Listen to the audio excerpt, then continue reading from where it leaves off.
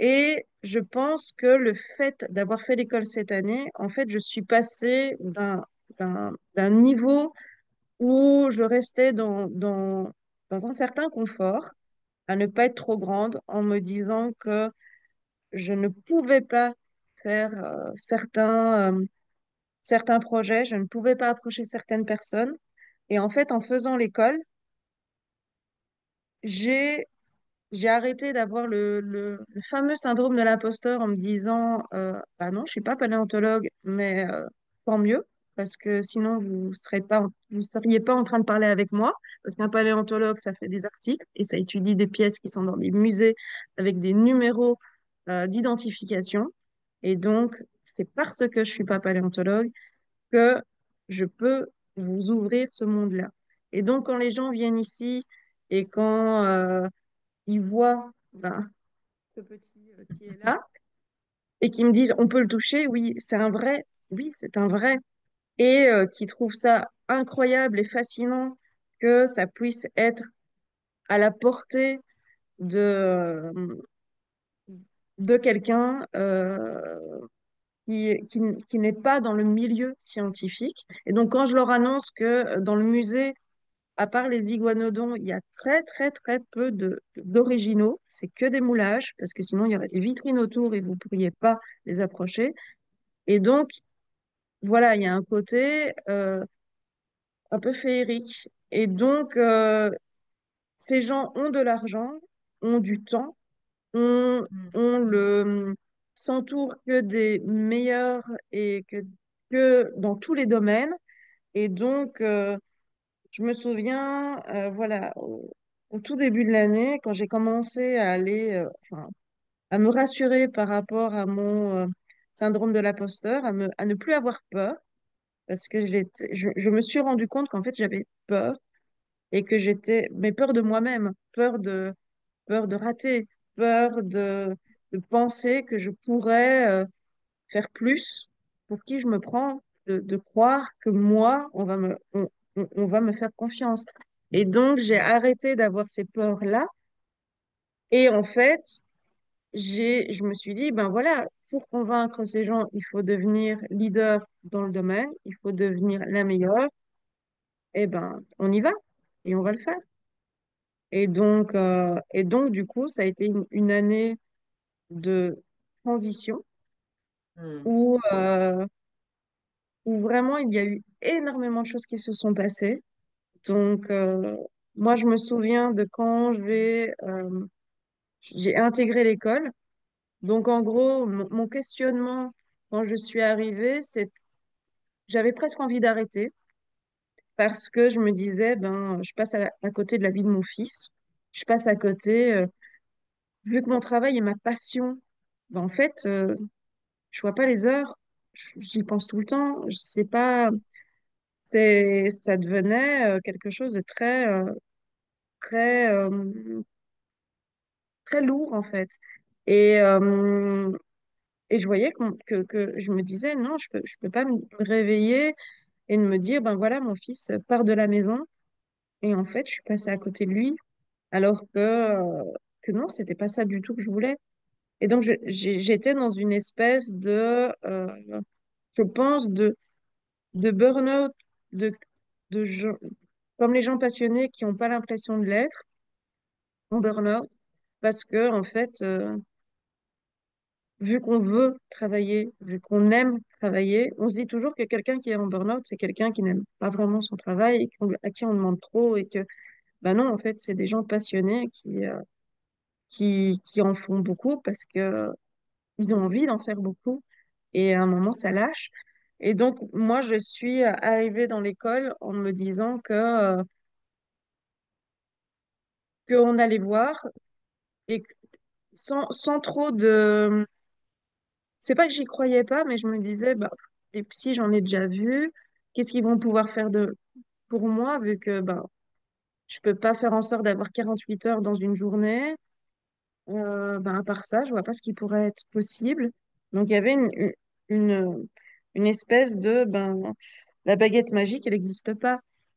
Et donc, je me souviens d'avoir été complètement choquée par l'agenda de Aude, qui est celle qui m'a recrutée, on va dire ça comme ça, qui faisait Et donc, je voyais son agenda avec, elle me dit, ah ben voilà, ça c'est le temps pour moi, ça c'est machin, il faut au moins que tu aies 2 heures de temps pour toi par jour. Je fais 2 heures, si j'ai 2 heures sur une semaine pour moi, c'est déjà, mais non, j'ai même pas 2 heures pour moi sur une semaine. De toute façon, moi, ce que j'aime faire, c'est travailler, donc il n'y a pas de problème. Je passe 8 heures par jour au travail, ben ça c'est le temps pour moi. Vu que j'aime ça, il n'y a aucun problème. Où est le problème? Et Mm. donc, c'était très compliqué. Et mon mari, un peu pareil, vu que mon mari, bah, il est paléontologue, on s'est rencontrés évidemment à l'Institut. Lui aussi passionné par son travail. Lui aussi, ben, quand il part en vacances, ben, en fait, il va en mission, il va voir des dinosaures. Pourquoi aller sur une plage? À quoi ça sert? Enfin, sauf si sur la plage, il y a des fossiles, évidemment. Et donc, on était deux barjots, je pense, on n'a jamais été en vacances avant d'avoir notre fils. Donc, on allait partout dans le monde pour voir, pour travailler en fait, en se disant mais c'est génial.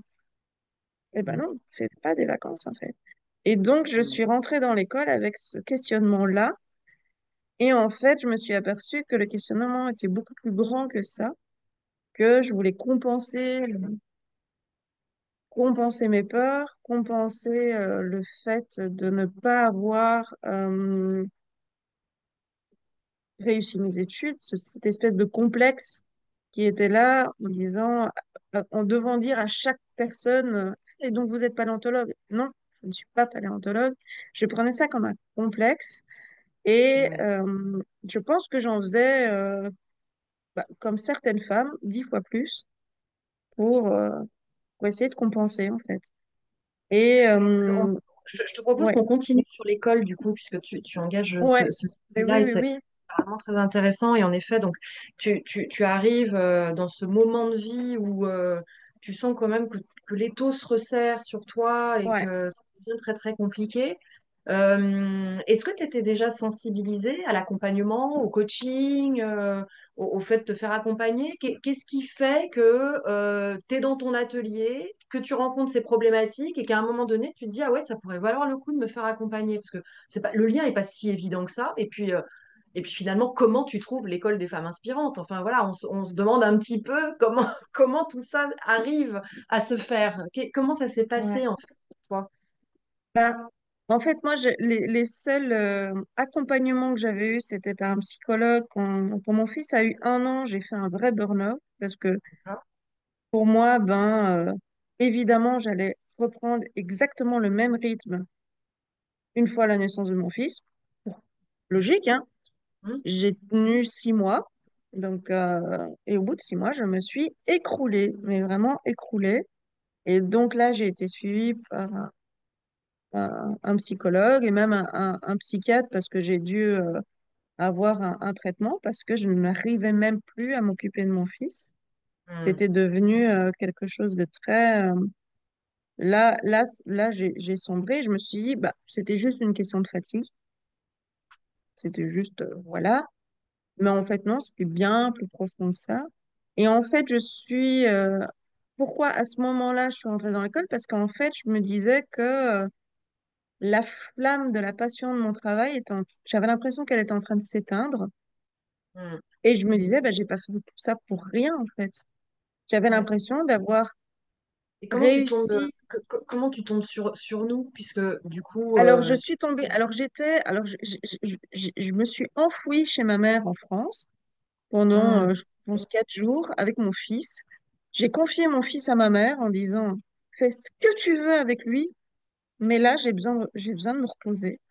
Et donc, je d'accord. me Donc c'est dans souviens, ce moment-là où tu es ouais, accompagnée, en fait, où tu es donc dans cette grande fatigue ouais. et cette Et grande donc, complexité autour de tout ce qui t'a, voilà, de exactement, tout ce que grande tu as à gérer. complexité, Donc tu pars un te mari reposer qui ne 4 jours. comprend pas, Ouais, mon ok. mari qui comprenait pas en disant, bah, t'as ton entreprise, ça fonctionne, t'as des clients, tu fais ce qui te plaît, Eh ouais, c'est souvent ça, hein. pourquoi ça C'est va souvent ça. pas? On a t'as tout sur le papier T'as pour être tout, content.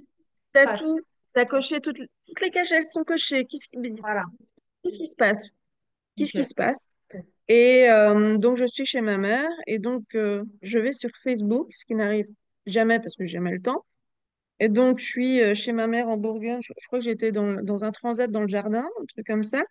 C'était au mois d'août, je pense, un truc. Ouais, Donc, c'était au il mois faisait d'août, bon. exactement. Ouais, ouais, tout à fait. Ouais, donc il faisait bon. J'étais en train de flâner sur Facebook. Et là, je vois une annonce de l'école des fans avec un questionnaire à faire. Et donc, comme je m'embêtais, j'ai fait le questionnaire. Et le questionnaire me part.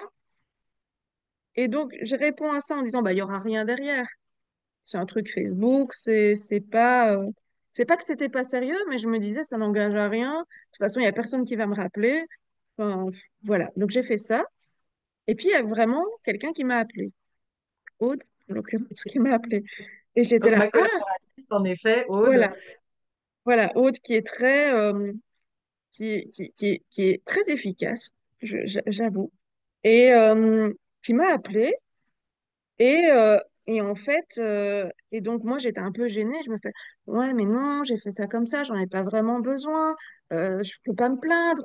Enfin, voilà, je vais pas non plus. Enfin, qu'est-ce qui, enfin, donc j'étais un petit peu limite gênée d'avoir finalement, j'avais l'impression de faire perdre le temps à quelqu'un.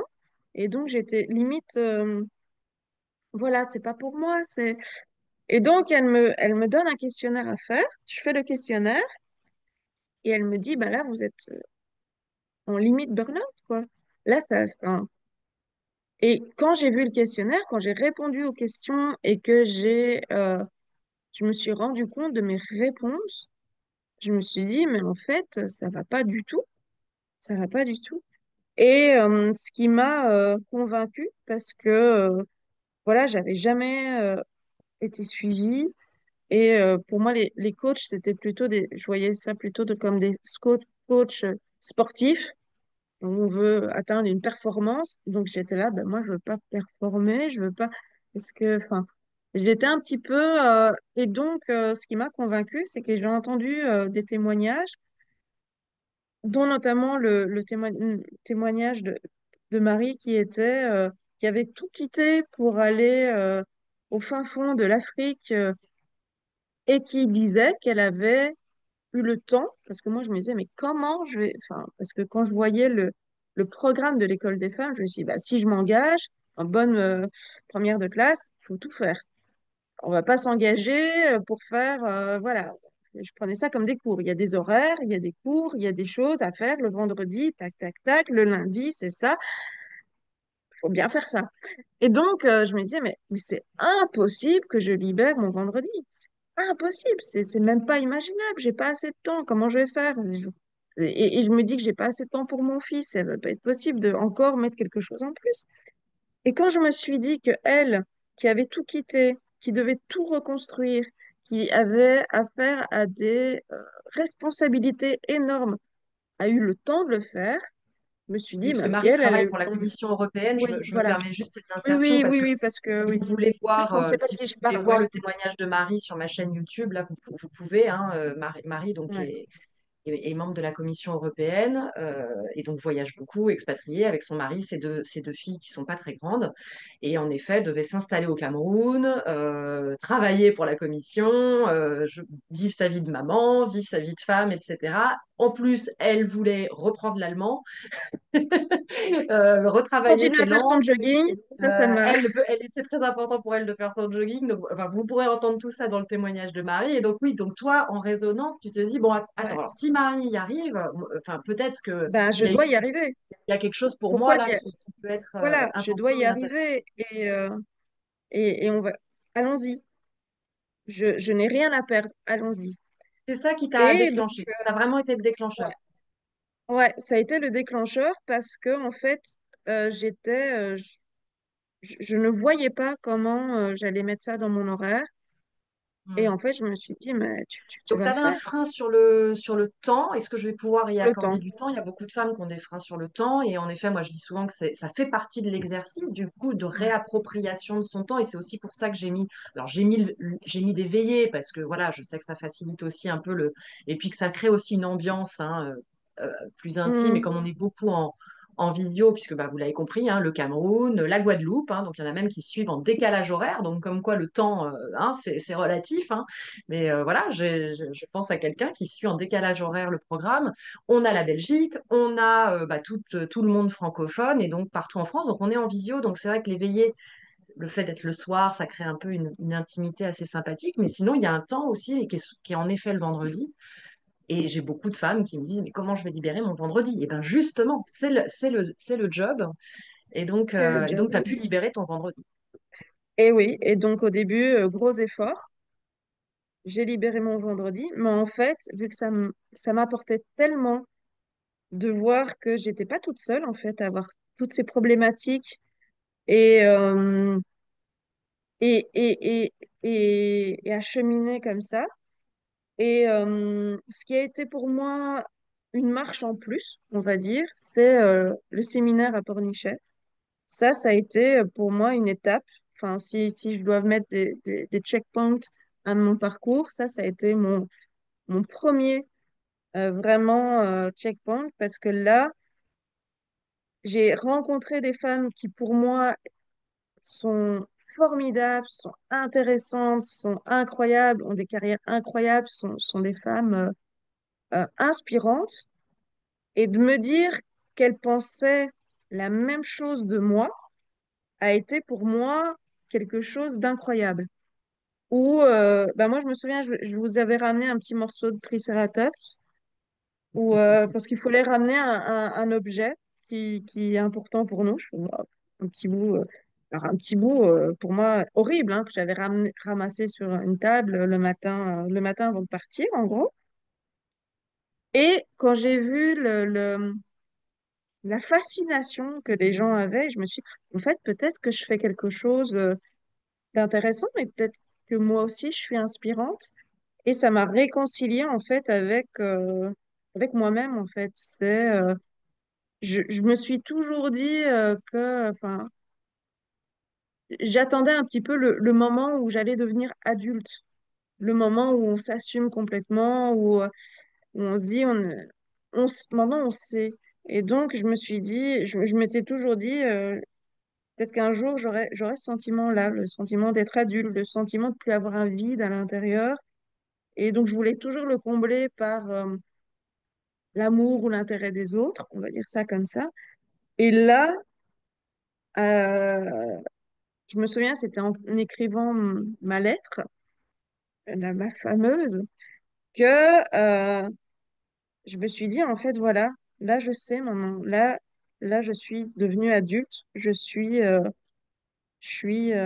où je vais pouvoir gérer ma vie moi-même, selon mes désirs à moi. Et je ne ressentais plus ce vide à l'intérieur. Et je me dis, ben, en fait, ce vide a été comblé non pas par l'amour des autres, mais par mon propre amour à moi, de moi-même. Et ça a été un déclencheur immense parce que du coup, je n'avais plus peur de mes décisions, je n'avais plus peur de mes envies. Et Hmm. j'étais prête, en fait, à être simplement moi.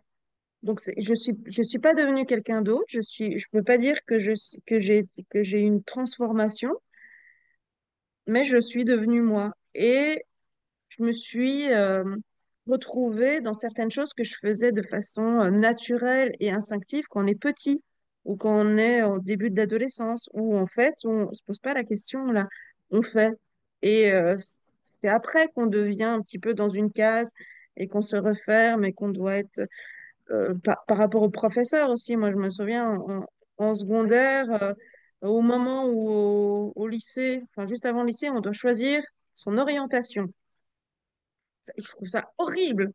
Maintenant, au sérieux, je me dis pourquoi on doit choisir une orientation.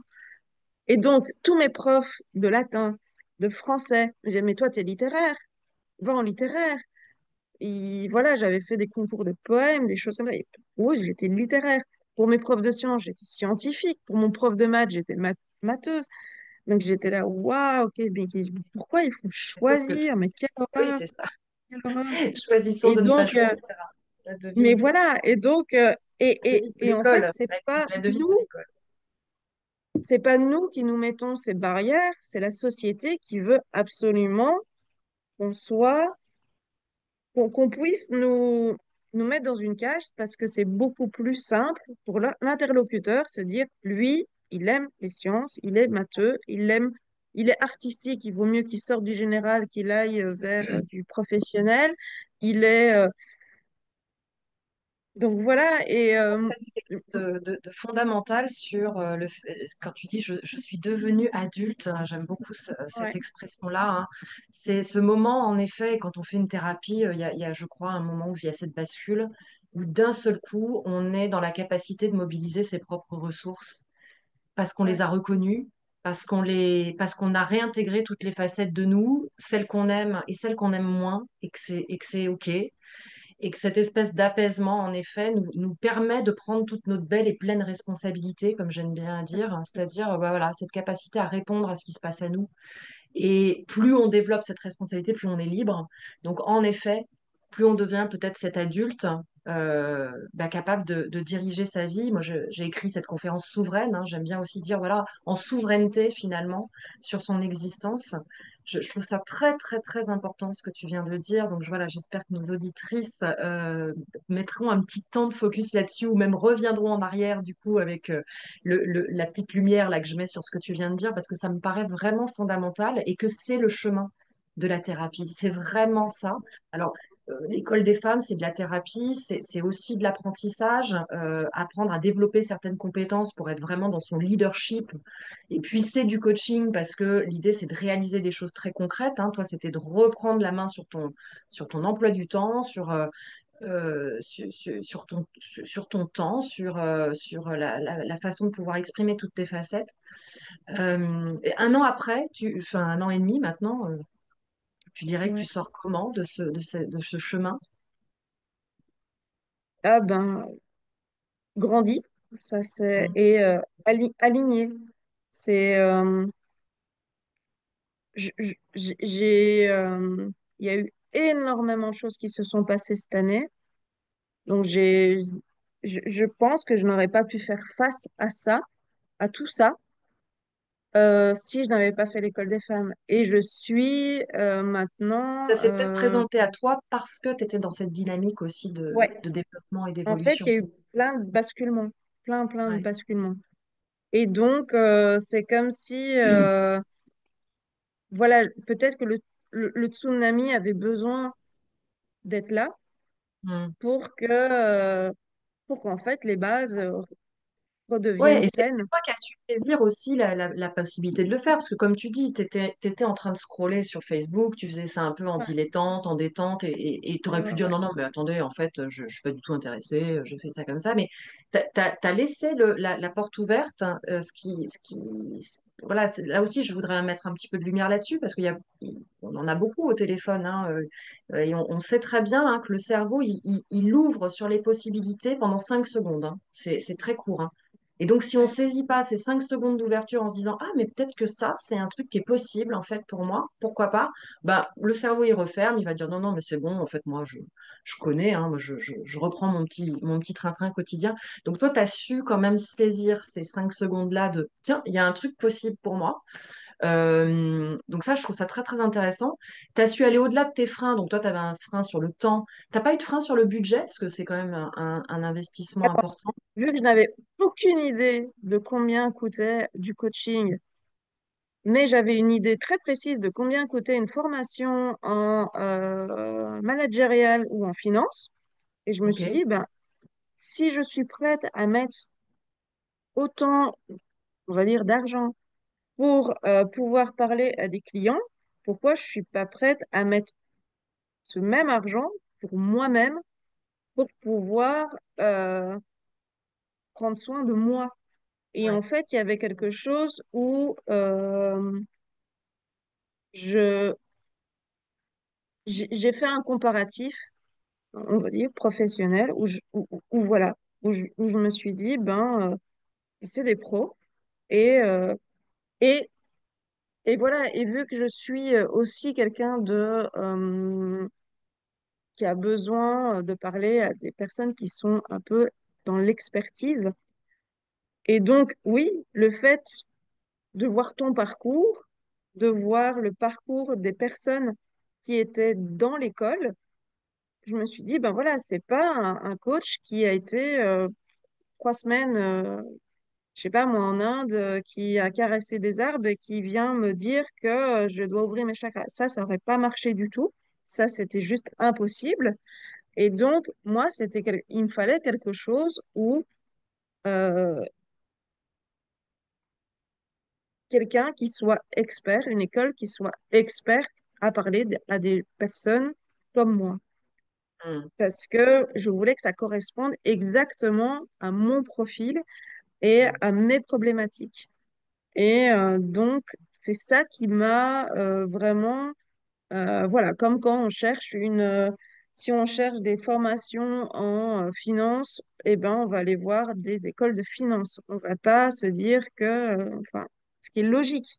Et on va Ouais. regarder le parcours des professeurs, on va voir s'il y a des intervenants qui sont vraiment dans le métier, qui sont vraiment des professionnels, des chefs d'entreprise qui ont fait euh, preuve de ces théories-là, parce que bon, il y a les théories et la pratique du marché. Et donc voilà, pour moi, tu étais euh, quelqu'un qui avait on va dire, le bagage nécessaire pour me transmettre des choses Mm. qui allaient être utiles pour moi. Et donc, tu savais que Donc bah, voilà, que ça a de la valeur et que du coup, ça a voilà, un certain prix, un certain investissement. Ok, super. ce qui est normal. Peut-être pour clôturer sur ton expérience dans l'école, une femme qui serait en train de t'écouter, qui serait là, oui, non, oui, non, oui, non, je sais pas trop, j'ai déjà eu Ida au téléphone ou je vais la voir au téléphone, voilà, et j'ai besoin encore d'un petit coup de pouce pour prendre ma décision. Qu'est-ce que tu aurais envie de lui dire? J'aurais envie de lui dire que ça va changer sa vie, mais pas de façon extravagante. Ça va juste faire en sorte que tout ce qu'elle a dans sa tête, toutes les petites voix, je ferais bien ça, peut-être qu'il y aurait ça. Et si je faisais ça, ça va devenir concret. Et en fait, les- les- je pense que les plus grands obstacles qu'on a dans sa vie, c'est soi-même. Les plus grandes choses qu'on doit surmonter, c'est la peur qu'on a de faire les choses. Et en fait, l'école des femmes ne change pas notre vie. Notre vie n'a pas besoin de changer. Nos opportunités seront toujours là, mais elles nous permettent de les voir. Ouais. Et enfin, des exemples très bêtes, hein, mais voilà, ça faisait depuis 7 ans que je suis dans la même maison et on a pris le choix de prendre une maison où il y a plein de travaux à faire. C'est cette année qu'on a refait la cuisine, qu'on a refait la salle de bain et qu'on s'est dit qu'on allait faire une En véranda. plus, C'est mais tu c'est as eu le temps, tu as eu le temps. Oui, j'ai eu le temps. Et j'ai emmené mon mari dans cette aventure parce qu'en fait, voilà,